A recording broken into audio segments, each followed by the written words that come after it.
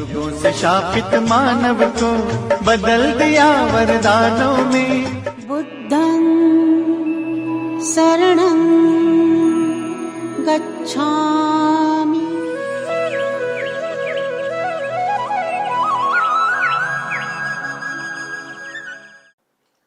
जय भीम। सबसे पहले मैं आवाज़ इंडिया चैनल को धन्यवाद देना चाहूँगा कि बहुत अच्छे विषय पर आपके सामने रूबरू होने का मौका उन्होंने दिया है। डॉक्टर बाबा साहब अम्बेडकर जी का विद्यार्थियों को संदेश, इस विषय पर आपके सामने कुछ बातें रखने का मैं यहाँ पर कोशिश करूँगा। विशेषताएं जो विद्यार्थी वर्ग जो है, ये विद्यार्थी वर्ग को बाबा साहब अम्बेडकर जी ने क्या संदेश दिया, क्या विचार दिए, क्या थॉट्स दिए, इस विषय पर मुझे मेरी बात रखनी है। और मैं ऐसा समझता हूँ कि डॉक्टर बाबा साहब अम्बेडकर ने जो जो भाषण अपने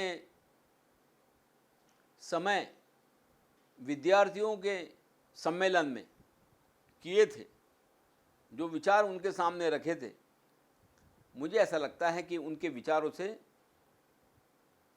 एक बहुत बड़ा मानसिक परिवर्तन जो है वो उस वक्त उस जनरेशन में हुआ। और आज हम देखते हैं कि आज हम सब लोग इस जगह पर जो पहुँचे हुए हैं, उस बाबा साहब ने जो विद्यार्थियों को जो संदेश दिया उसकी ये फलश्रुति है, ऐसा मैं समझता हूँ। मैं राष्ट्र संत तुकडोजी जी महाराज नागपुर विद्यापीठ में रजिस्ट्रार था, इस पद से मैं रिटायर हुआ और मुझे विद्यार्थियों के बीच और विद्यार्थियों के साथ काम करने का मौका मिला। और इसलिए मुझे इस बात का बड़ा आनंद हो रहा है कि इस चैनल ने बाबा साहब का विद्यार्थियों को क्या संदेश था, इस विषय पे आपके सामने बोलने का मौका दिया है। दोस्तों, आप जानते हैं कि 14 अप्रैल यह डॉक्टर बाबा साहब अम्बेडकर जी का जन्मदिन है और ये विद्यार्थी दिन के रूप में समूचे भारत में मनाया जाता है। क्योंकि बाबा साहब जिस प्रतिकूल परिस्थिति में बाबा साहब ने जो शिक्षा प्राप्त की और विश्व के सर्वोच्च विद्यालयों से सर्वोच्च उपाधियां प्राप्त की, और इस शिक्षा का उपयोग जो है वो करोड़ों करोड़ों लोगों के जिंदगी में आमूलाग्र परिवर्तन करने के लिए उस शिक्षा का उपयोग किया। तो इसलिए बाबा साहब जो है वो केवल भारतवर्ष के विद्यार्थियों के आदर्श और आइकॉन नहीं है, बल्कि वो विश्व के तमाम विद्यार्थी, विश्व के तमाम वो छात्र जो कई सालों से शिक्षा से वंचित रहे हैं, उन सारे विद्यार्थियों को शिक्षा के लिए प्रेरित करने वाला ये महापुरुष के रूप में आज हमारे सारे विश्व के विद्यार्थियों के अगर आइकॉन कोई बन सकते हैं तो डॉक्टर बाबा साहब आम्बेडकर जी है। ये बात आपके सामने मैं रखना चाहूँगा। हम लोग देखते हैं कि महाड़ का तालाब का सत्याग्रह है, कालाराम मंदिर का सत्याग्रह है। इसमें हम लोग देखते हैं कि जब ये आंदोलन को मनुवादियों ने विरोध किया, तब बाबा साहब ने ये सोचा कि जिस व्यवस्था ने या जिस मनुवादियों ने हमें गुलाम किया, उसके मर्जी पर हम लोगों को रह के कुछ मतलब नहीं है, तो अभी हम लोगों ने अपने बलबूते पे खड़ा होना चाहिए। बाबा साहब कहते हैं कि गुलाम को गुलामी का एहसास करा दो तो वो उसके खिलाफ में बगावत करेगा, और गुलाम को गुलामी का एहसास दिलाना ये कब होगा? जब वो पढ़ेगा, जब वो लिखेगा, जब वो शिक्षा प्राप्त करेगा, तब उसे उस बात का एहसास होगा। इसीलिए बाबा साहब ने अपने हयात में विद्यार्थियों ने शिक्षा प्राप्त करना चाहिए, इसलिए अपने मूवमेंट को एक जन आंदोलन का रूप बाबा साहब ने दिया है। 9 मार्च 1924 में जो बाबा साहब अम्बेडकर जी ने जो बहिष्कृत हितकारिणी सभा, जो पहला संगठन बाबा साहब अम्बेडकर ने शुरू किया, उस बहिष्कृत हितकारिणी सभा का जो ब्रीद वाक्य जो है, घोष वाक्य जो है, वो यही था कि शिक्षित बनो, संगठित बनो और संघर्ष करो। यानी नए संगठन का ब्रीद वाक्य जो है वो शिक्षित बनो, ये कहते हैं बाबा साहब। यानी बाबा साहब ने एक संगठन का निर्माण ही इसलिए किया था कि उनको ये अपने समाज में और पूरे भारतवर्ष में इस बात का प्रचार करना था कि हमारी जो जनरेशन है, हमारे जो लोग हैं, इन तमाम दलित, गरीब, पिछड़े, आदिवासी तमाम लोगों ने जो शिक्षा से वंचित हुए हैं, वो लोगों ने शिक्षा को ग्रहण करना चाहिए। और इसलिए 8 जुलाई 1945 में बाबा साहब पीपल एजुकेशन सोसाइटी शुरू करते हैं। जून 1946 में वो सिद्धार्थ कला और विज्ञान महाविद्यालय शुरू करते हैं। 19 जून 1950 के औरंगाबाद में वो मिलिंद महाविद्यालय शुरू करते हैं। तो ये महाविद्यालय शुरू जो हुए हैं, इसमें भी बाबा साहब ने विद्यार्थियों को संदेश दिया है। तो मिलिंद महाविद्यालय सिद्धार्थ महाविद्यालय है और वो एरिया का नाम बाबा साहब नागसेन वन देते हैं। तो ये मिलिंद महाविद्यालय जो है, जब मिलिंद महाविद्यालय का कंस्ट्रक्शन चल रहा था, तब निज़ाम के जो हैदराबाद के निज़ाम जो है वो बाबा साहब से मिलने आए थे और बाबा साहब को कहा कि ये मिलिंद महाविद्यालय के कंस्ट्रक्शन में जितना भी कुछ पैसा लगेगा वो मैं आपको दूंगा, शर्त ये की यही है कि इस महाविद्यालय को आप मेरा नाम दीजिए। बाबा साहब ने वो प्रस्ताव को अस्वीकृत किया। उन्हें कहा ऐसा नहीं।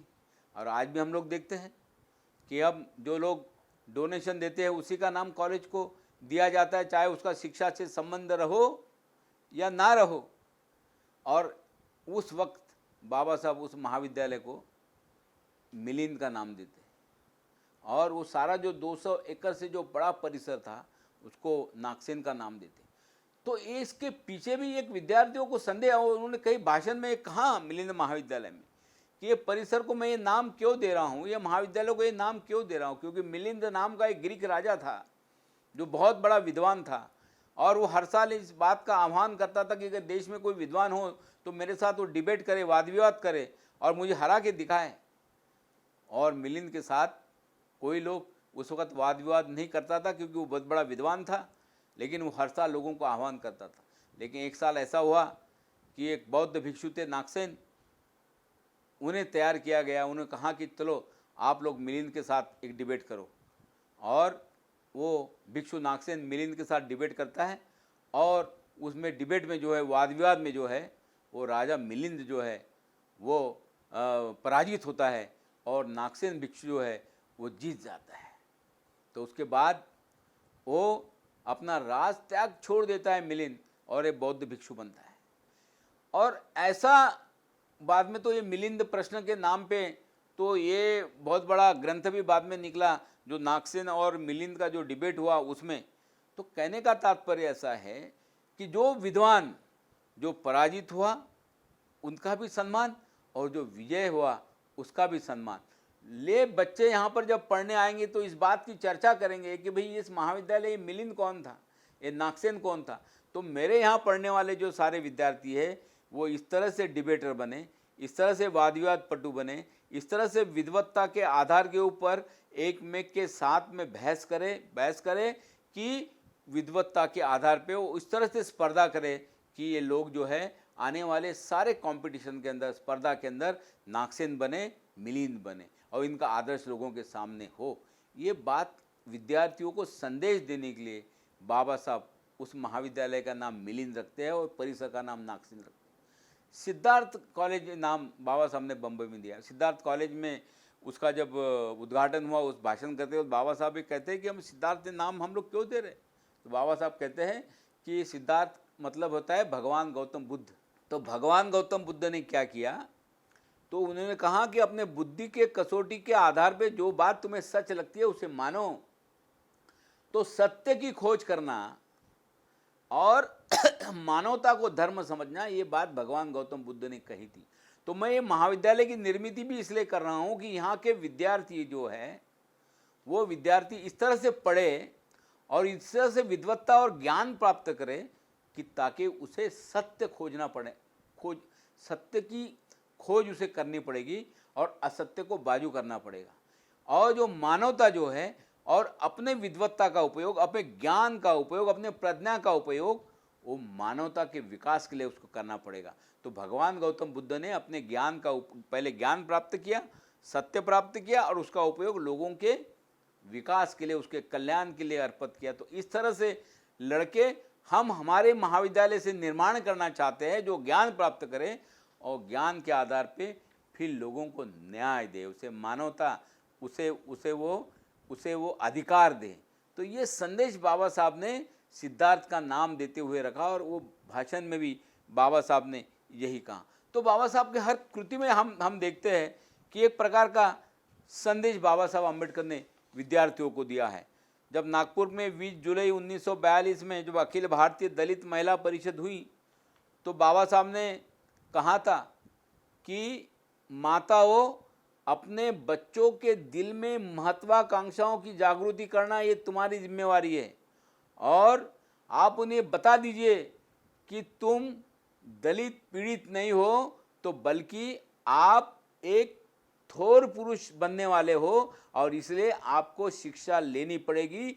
इस तरह से संस्कार जो है अपने बच्चों के दिल पर डालो। ये बात यही नागपुर में 20 जुलाई 1942 में बाबा साहब ने कही थी। तो बाबा साहब का क्या संदेश था कि हम अपने बच्चों को पढ़ाएं कि और उनके दिमाग में ये डालें कि भाई तुम पढ़ लिख के तुम्हें इस देश में बड़ा बनना है और बड़ा बन के जिस समाज ने तुम्हें बड़ा किया उस समाज के लिए तुम्हें काम करना है। और इसलिए बाबा साहब का जो सारा संदेश जो था, कुछ महत्वपूर्ण संदेश जो बाबा साहब ने जो विद्यार्थियों सम्मेलन में रखा उसकी मैं आपके सामने चर्चा करूंगा। बाबा साहब ने पीपल एजुकेशन सोसाइटी जो औरंगाबाद में उन्होंने जब मिलिंद महाविद्यालय स्थापन किया तो 1 सितंबर 1951 में जिसका जो कोनशिला समारंभ है उस वक्त के जो राष्ट्रपति थे राजेंद्र प्रसाद, उनके हाथ से किया। तो बाबा साहब ने वो भाषण करते हुए कहा था कि हमारी सभी सामाजिक उत्पीड़न के निर्मूलन के लिए शिक्षा जो है वो एकमात्र दवाई है, एकमात्र औषध है। और इसलिए जो सारा जो सामाजिक दर्द और सामाजिक वेदना या सामाजिक उत्पीड़न जो हमारे समाज में आया है उसे अगर दूर करना है तो तुम्हें शिक्षा ही प्राप्त करनी पड़ेगी। ये संदेश बाबा साहब अम्बेडकर सितंबर 1951 में मिलिंद महाविद्यालय के पायाभरणी समारंभ में करते हैं। और अगर ये तुम्हें प्राप्त करना है तो तुम्हारे दिल का जो न्यूनगंड है, इंफीरियरिटी कॉम्प्लेक्स है कि हम दलित हैं, हम गरीब हैं या हम लोग पिछड़े वर्ग के हैं इसलिए हम लोग पढ़ नहीं पाएंगे, न्यूनगंड को तुमको हटाना पड़ेगा और ये जब तुम हटाओगे तभी तुम पढ़ पाओगे। ये संदेश जो है बाबा साहब विद्यार्थियों को देते हैं। तो बाबा साहब कहते हैं कि तुम अगर इस सामाजिक उत्पीड़न से अगर तुमको हटना है तो तुम्हें शिक्षा प्राप्त करनी पड़ेगी, तुम्हारे दिल का जो न्यूनगंड है वो तुमको हटाना पड़ेगा। ये संदेश जो है वो बाबा साहब जो है वो वहाँ पर विद्यार्थियों को देते हैं। दूसरा महत्वपूर्ण संदेश जो विद्यार्थियों को बाबा साहब ने जो अपने भाषण में दिया कि 9 दिसंबर 1940 में जब वो पूर्व खानदेश में जब विद्यार्थियों की परिषद थी तो उन्होंने बहुत अच्छे शब्द में कहा कि जो महत्व के जो पद है वो महत्व के पद और सत्ता प्राप्ति के लिए तुम्हें शिक्षा प्राप्त करना आवश्यक है। ये विद्यार्थियों को मार्गदर्शन करते हुए बाबा साहब ये कहते हैं कि तुम्हें जो बड़े बड़े पद जो है, पद पे जो लोग बैठे हुए हैं यहाँ पर, ये बड़े पद पर इसलिए बैठे हुए हैं कि उन्होंने वो शिक्षा प्राप्त की। और ये बड़े पद पर अगर तुमको जाना है या तुम्हें हो सत्ता केंद्र में अगर बैठना है तो आप घर में बैठ के नहीं होगा, तो तुम्हें उसके लिए यहाँ पर शिक्षा लेनी पड़ेगी, हायर एजुकेशन लेना पड़ेगा। ये बात बाबा साहब ने कही। तो उसके बाद हम लोग देखते हैं कि नए पीढ़ी में इस प्रकार का जागृति हुई कि कि उन्हें लगा कि हमें अगर अच्छे पोजीशन पे जाना है तो हम लोगों ने पढ़ना चाहिए, पढ़ने के अलावा उसके सिवा कोई दूसरा चारा हमारे पास में नहीं है। 9-10 सितंबर 1932 में ये परड़ के दामोदर हॉल में जो विद्यार्थियों की परिषद हुई, उस परिषद में बाबा साहब का जो भाषण था वो बहुत दिल को छू लेने वाला भाषण था। जो विद्यार्थियों को उन्होंने बहुत अच्छी तरह से मार्गदर्शन किया। उन्होंने कहा कि मैं जो है वो 8 फुट और 8 फुट की रुंदी और 10 फुट के लांबी के एक बम्बई के गलीच बस्ती के रूम में मैं पढ़ा हूँ, जहाँ पर 8 से 10 लोग मेरे फैमिली के वहाँ रहते थे। वह एक मोरी थी, एक तुम्हारे हमारे घर में एक थोड़ी बकरी थी, कुछ जाता था और एक मट्टी के तेल का जो दिया था। इतना ही साहित्य मेरे घर में था और इतने ही साहित्य के आधार पर जो है वो मैं पढ़ा और पढ़ के आज तुम्हारे सामने मैं खड़ा हूँ। और मैं जब एक रूम 8 फुट के रुंदी और 10 फुट के लांबी के रूम में रहने वाला मेरे जैसा एक आदमी जब इतना पढ़ लिख सकता है और विदेश की इतनी बड़ी उपाधियाँ ले सकता है, तो आप तो जो है अभी आपके सामने इतने गवर्नमेंट के हॉस्टल्स है, सारी फैसिलिटी आपके पास में है, तो आप लोगों ने क्यों नहीं पढ़ना चाहिए, ये बाबा साहब ये कहते हैं। और बाबा साहब उसमें कहते हैं कि अपने देश में रानडे, गोखले, टिळक, सर फिरोज शाह मेहता जैसे कई विद्वान विद्यार्थी निर्माण हुए और जिनमें पढ़ने की जिद और अनुशासन था, जिम्मेवारी का एहसास था। ये सभी एहसास आज के विद्यार्थियों में मुझे नहीं दिखता, ऐसा बाबा साहब कहते हैं। इसलिए शिक्षा यही हमारे प्रगति का मार्ग है और समझकर पूरी मेहनत के साथ पढ़ाई करो और अपने मंजिल को प्राप्त करो। ये बात बाबा साहब ने विद्यार्थियों को संदेश देते हुए कही थी। ये बात आप लोगों ने ध्यान में रखनी चाहिए। विद्यार्थियों को मार्गदर्शन करते हुए उन्होंने पुणे में 11 सितंबर 1938 में जो भाषण किया था विद्यार्थी सम्मेलन में, वो भाषण बड़ा इम्पोर्टेंट था। उन्होंने कहा था कि केवल बीए की डिग्री प्राप्त करके कुछ नहीं होगा, तो तुम्हें सवर्ण लोगों के साथ में स्पर्धा करनी है। तो अगर सवर्ण लोगों के साथ में अगर तुम्हें कंपटीशन अगर करनी है तो तुम्हें तुम्हारा सामर्थ्य जो है, बौद्धिक सामर्थ्य जो है, वैसा तुम्हें निर्माण करना पड़ेगा। अपना आत्मविश्वास तुम्हें बढ़ाना पड़ेगा और जिस संकट से लड़कर, ये सारे जो संकट जो में ज़िंदगी में आएंगे, प्रतिकूल परिस्थितियाँ आएंगी, उससे लड़कर तुम्हारा अंतिम ध्येय यही होना चाहिए कि शिक्षा प्राप्त करना। और इस शिक्षा प्राप्त करने के लिए तुम्हारा ज़िंदगी का पूरा आन बान शान तुम लोगों ने कुर्बान कर देनी चाहिए। ये संदेश बाबा साहब विद्यार्थियों को रखते हैं। दूसरी एक महत्वपूर्ण बात बाबा साहब उस भाषण में कहते हैं कि केवल शिक्षा प्राप्त करने से नहीं होगा, तो तुम्हें शिक्षा के साथ साथ में तुम्हें शील जो है, कैरेक्टर जो है, चारित्र है, वो भी तुम्हें रखना होगा। ये हम लोग देखते हैं कि शिक्षा ये दुधारी शस्त्र है। बाबा साहब कहते हैं ये दुधारी शस्त्र ऐसा कि शिक्षा जिन्हें मिलेगी वो उसका दुरुपयोग भी कर सकते हैं। तो अपने शिक्षा का उपयोग समाज को न्याय दिलाने के लिए या लोगों के आंखों के आंसू पोंछने के लिए वही आदमी कर पाएगा जिसके पास में चारित्र है, जिसके पास में शील है। तो इसलिए विद्या के साथ में शील का भी होना जरूरी है।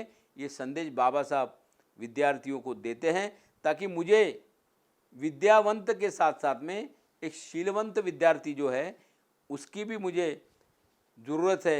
ये संदेश बाबा साहब देते कि बाबा साहब केवल आपने नॉलेज और ज्ञान प्राप्त करना यही बाबा साहब नहीं करते, तो बाबा साहब साथ साथ में अपने कैरेक्टर को और अपने शील को और अपने सौजन्य को साथ में विद्यार्थी ने खड़ा होना चाहिए। ये संदेश बाबा साहब अपने भाषण में कहते हैं।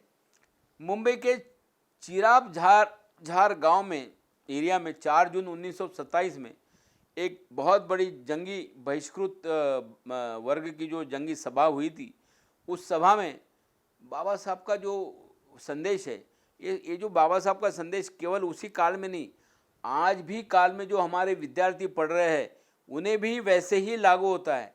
तो मैं जो बाबा साहब के संदेश की बात जो कर रहा हूँ, वो संदेश जो है वो आज के जनरेशन के लिए भी मैं कह रहा हूँ कि बाबा साहब क्या कहते हैं कि अपने बुद्धि वैभव से आज की सामाजिक दंगल में, दंगल यानी कुश्ती की जो दंगल होती है, उस दंगल में सर्वोच्च जगह प्राप्त करो, यानी एक्सलेंस प्राप्त करो, ऐसा बाबा साहब कहते हैं। तो बाबा साहब का ये कहना था कि तुम किसी भी क्षेत्र में पढ़ो, चाहे आर्ट में पढ़ो, कॉमर्स में पढ़ो, साइंस में पढ़ो, इंजीनियरिंग में पढ़ो, लेकिन केवल पढ़ो नहीं, तो उस क्षेत्र में तुम एक्सलेंस प्राप्त करो, यानी बुद्धि वैभव से अपना जगह, सर्वोच्च जगह प्राप्त करो।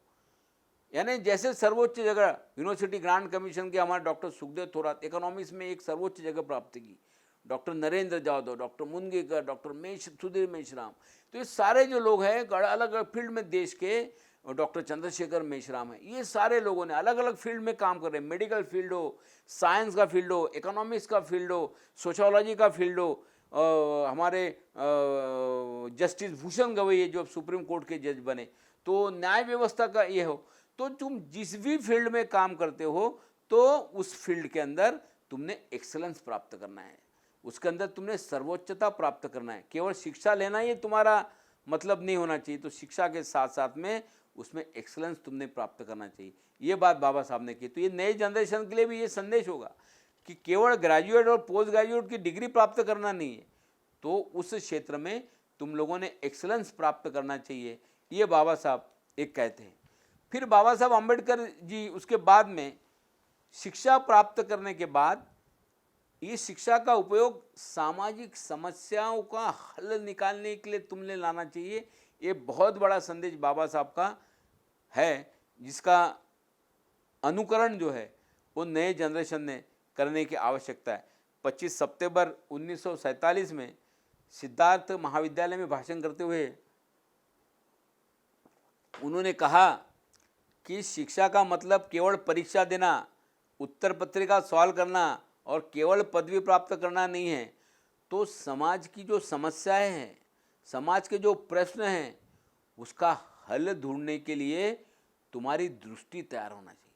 तुम ऐसा एजुकेशन लो कि तुम्हारे एजुकेशन के वजह से जो समाज के जो प्रॉब्लम है, समाज की जो समस्या है, उसका आप लोगों ने हल निकालना चाहिए। और जो सरकार जो बैठी हुई राज्य सरकारें हैं, अगर उनके हाथ से भी अगर कुछ गलती होती है तो गलती सुधारने के लिए और उनको उपाय बताने के लिए, उनको सुझाव बताने की एक बौद्धिक क्षमता और एक दृष्टिकोण तुम्हारे में निर्माण होना चाहिए। इस तरह से एजुकेशन हमारे विद्यार्थियों ने प्राप्त करना चाहिए, ये बाबा साहब की सोच थी। तो आज भी जो नए नए सामाजिक समस्या जो हमारे देश में निर्माण हुई है, ये सारे सामाजिक समस्याओं का हल निकालना, उसमें हल निकालने के लिए तुम सक्षम होना चाहिए। इस तरह से एजुकेशन हमारे नए जनरेशन ने लेना चाहिए, ये बात बाबा साहब कहते हैं, जो आज भी हमारे जनरेशन को लागू है। तीसरा बाबा साहब जो कहते हैं कि जिसका उल्लेख मैंने पहले किया था कि हमने एजुकेशन किस लिए लेना, सिद्धार्थ कॉलेज में बाबा साहब ने कहा है कि सत्य की खोज करना और मानवता धर्म का पालन करना, ये सिद्धार्थ कॉलेज का हमारा ध्येय है, ये बाबा साहब कहते हैं। और इसलिए हमारे यहाँ पर इस तरह से संशोधन होना चाहिए, हमारे बच्चों ने इस तरह से रिसर्च करना चाहिए, चाहे इतिहास हो, भूगोल हो, विज्ञान हो, सारे विषय में, कि हम लोगों ने सत्य की खोज करने के तक, वहाँ तक पहुँचना चाहिए। यही सिद्धार्थ कॉलेज का उद्देश्य है। तो मेरे यहाँ पढ़ने वाले जो बच्चे सिद्धार्थ कॉलेज में, जो भगवान गौतम बुद्ध ने, सिद्धार्थ ने ज्ञान प्राप्त करके सत्य की खोज निकाला और दुख के निवारण के जो मार्ग कौन से हैं वो बताया, वैसे मेरे यहाँ पढ़ने वाले सारे जो विद्यार्थी हैं, उन्होंने भी सत्य की खोज निकाल के आज जो दुख का साम्राज्य जो विश्व में फैला हुआ है, उस दुख के कारण ढूंढकर उस कारण को दूर करने की एक प्रकार की क्षमता जो है वो विद्यार्थियों ने निर्माण करनी चाहिए। ये बात बाबा साहब ने सिद्धार्थ कॉलेज में कहा, और यही सिद्धार्थ कॉलेज शुरू करने की और ये सिद्धार्थ कॉलेज को नाम देने के पीछे मेरा मकसद है, ये बात बाबा साहब ने सिद्धार्थ कॉलेज में कही थी। और मुझे लगता है कि आज भी नए जनरेशन के लिए ये बात पूरी लागू होती है कि कि हम लोगों ने, बाबा साहब ने सिद्धार्थ कॉलेज जिस उद्देश्य से शुरू किया, सत्य की खोज की ओर हम लोग संशोधन कर रहे, हम लोग रिसर्च करें, इस तरह से नई पीढ़ी को हम लोगों ने निर्माण करने की आवश्यकता है। बाबा साहब ने फिर नए जनरेशन को और विद्यार्थियों को कहा कि तुम जो है वो कीचड़ के रत्न हो। मुंबई में जो अस्पृश्य विद्यार्थियों का जो सम्मेलन हुआ 10/11/12/1938 में, तो उसमें बाबा साहब कहते हैं कि आप कीचड़ में गिरे हुए रत्न हो। तो अपने आप को आप ये मत समझो कि कीचड़ में गिरे तो हम कीचड़ है, बल्कि आप उसके रत्न हो। वहाँ से बाहर निकलो और बाहर निकल के अपना जो प्रभाव है, जो रत्न का जो प्रकाश होता है, उस तरह से अपने प्रकाश को आप लोगों को बताओ।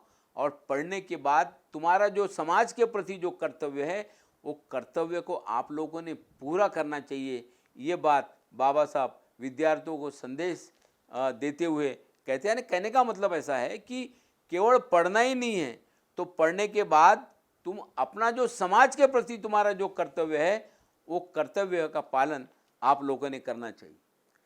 5 फरवरी 1938 में अखिल भारतीय जीआईपी रेलवे अस्पृश्य कामगार परिषद में जो बाबा साहब ने जो बात कही थी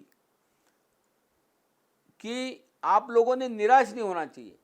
बाबा साहब के ये ध्यान में आया कि हमारे जो लड़के हैं वो 4वीं तक पढ़ लेते हैं और उसके बाद निराश हो जाते हैं, पैसा नहीं होता तो आगे नहीं पढ़ते, या कुछ लड़के 10वीं तक पढ़ते हैं फिर निराश होते हैं, पैसा नहीं रहता तो आगे नहीं पढ़ते। तो बाबा साहब कहते हैं कि आप निराश मत हो, आप आशावादी रहो, परिश्रम करो, मेहनत करो, काम करो, लेकिन आप पढ़ो और अपने दिमाग में जो आशावाद है ये बड़े पद को हासिल करने का, उससे आप हटो मत, महत्वाकांक्षी बनो और समाज के प्रति अपने कर्तव्यों को जिम्मेदारी रखो।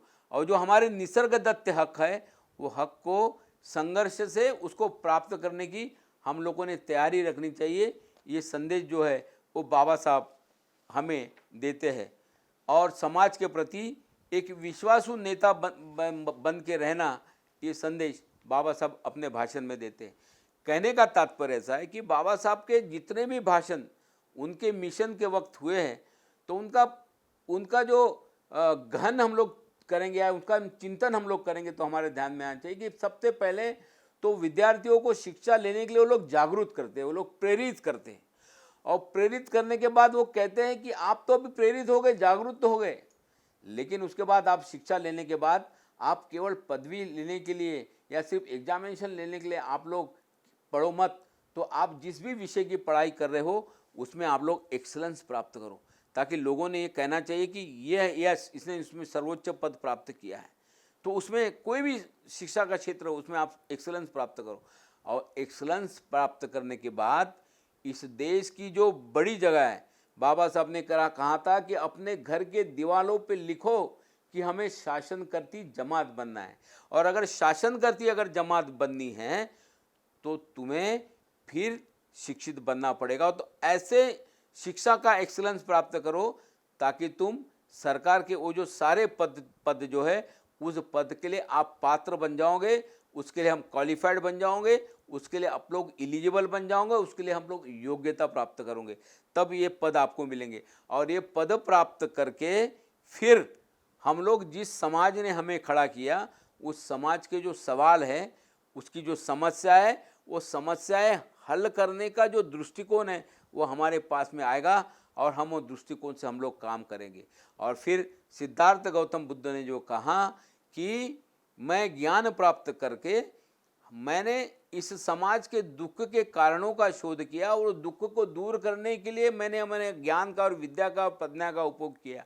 तो मैं मेरे विद्यार्थियों को ये कहूँगा कि ज्ञान प्राप्त होने के बाद समाज के जो दुख है, समाज का जो उत्पीड़न है, समाज की जो वेदनाएं हैं, समाज की जो समस्याएं हैं, ये दूर करने के लिए, उसके ऊपर होने वाले अन्याय को दूर करने के लिए, उनको न्याय दिलाने के लिए तुम्हारे विद्या का उपयोग आप लोगों ने करना चाहिए। तो बाबा साहब कहते हैं कि मुझे सिर्फ विद्यावंतों की जरूरत नहीं, मुझे प्रज्ञावंतों की जरूरत है। विद्यावंत क्या करता है? विद्या ग्रहण करता है, नौकरी करता है, अपनी फैमिली को देखता है। लेकिन प्रज्ञावंत क्या करता है? प्रज्ञावंत का मतलब ये होता है कि वो विद्या का उपयोग लोगों के आंसू पोंछने का काम करता है, लोगों को न्याय दिलाने का काम करता है। तो जो लोग अपने कलम का उपयोग, अपने लेखनी का उपयोग, अपने अधिकार का उपयोग, अपने वाणी का उपयोग, जो लोग लोगों को न्याय दिलाने के लिए, लोगों का उत्पीड़न दूर करने के लिए, उसे आदमी बनाने के लिए जो करता है, वो सही आदमी है, वो सही प्रज्ञावंत है। और ऐसे प्रज्ञावंत बनाना मैं चाहता हूँ। तो विद्यार्थियों को उन्होंने ये संदेश दिया कि मुझे विद्यावंतों की ज़रूरत नहीं, मुझे शीलवंतों की ज़रूरत है, मुझे प्रज्ञावंतों की ज़रूरत है। तो ये सारे प्रज्ञा की जागृति हमारे नए जनरेशन के जो सारे विद्यार्थी है उसके दिलो दिमाग में आए, तो भी मुझे लगता है कि बाबा साहब जिस विद्यार्थियों को ढूंढना चाहते थे, जो विद्यार्थी उनके दिलो दिमाग में था, वो विद्यार्थी जब ये हमारी शिक्षण व्यवस्था इस देश में खड़ी करेगी, तो बाबा साहब को जो अपेक्षित जो समाज है, बाबा साहब को जो अपेक्षित जो राष्ट्र है, वो राष्ट्र का निर्माण हम लोग यहाँ पर कर पाएंगे। इस विषय पर बाबा साहब ने जो विचार रखे थे, वो नए पीढ़ी के लिए भी वैसे ही लागू होते हैं। तो मैं सारे हमारी नई पीढ़ी है उन्हें मैं ये आह्वान करना चाहूँगा कि बाबा साहब ने कहा था कि मैं बहुत सारे प्रतिकूल परिस्थिति में सर्वोच्च विद्यालयों में विद्यापीठ में पढ़ के सर्वोच्च डिग्रियां प्राप्त की और उसका उपयोग समाज के उत्थान के लिए किया, इस देश का कॉन्स्टिट्यूशन बनाने के लिए। मैं आपसे यही अपेक्षा करता हूं कि कितनी भी प्रतिकूल परिस्थितियां आए, कितनी भी संकट तुम्हारे जिंदगी में आए, आप लोगों ने पढ़ना चाहिए और पढ़कर जिस समाज ने तुम्हें सामने लाया उसे न्याय दिलाने के लिए अपने विद्या का उपयोग करना चाहिए। यही बाबा साहब का संदेश है, यही बाबा साहब का आदेश है। जय भीम, जय भारत।